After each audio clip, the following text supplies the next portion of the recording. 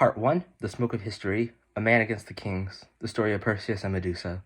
Acrisius, king of Argos, consults the oracle of Delphi, and it is told that one day his grandson would have him dead.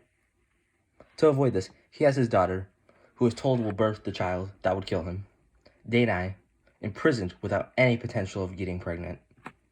But no man can prevent the powers of a god, let alone Zeus. And like Mars did to Rhea Silva in the myth of Romulus and Remus, made her bear his child. And so Perseus was born. Acrisius, believing that Perseus was not a demigod and that Zeus wasn't truly his father, had Danae and Perseus trapped in a chest and sent out into sea, hopefully to die.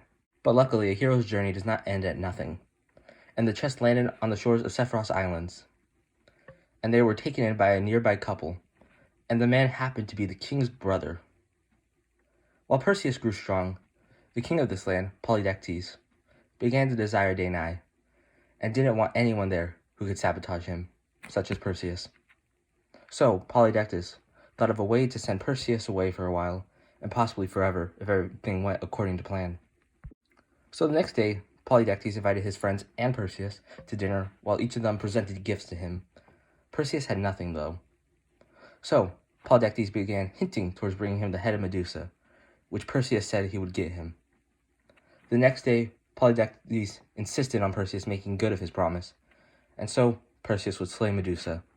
With this grueling task ahead, he turned to the gods Athena and Hermes, and they let him winged shoes so he could fly to the end of the earth where Medusa was, a cap of invisibility, a sword, and finally a mirrored shield which he would use to see Medusa without getting turned into stone. When he got to the dwelling place of Medusa, he guided himself by his shield, and with a swift swing of his sword, decapitated Medusa and returned home. Upon returning home, Perseus, seeing Polydectes, turned him and his followers to stone by pulling up Medusa's head and pointing at them, and in so doing, saved his mother. He then returned the items he borrowed from Athena and Hermes, and gave the head of Medusa to Athena, and she stuck it to the front of her shield.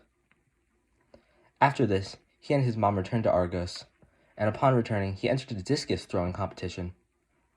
But while playing, he actually struck his father in the head with the discus, which ended up killing him, and thus Acrisius' fate has been sealed. Toteros.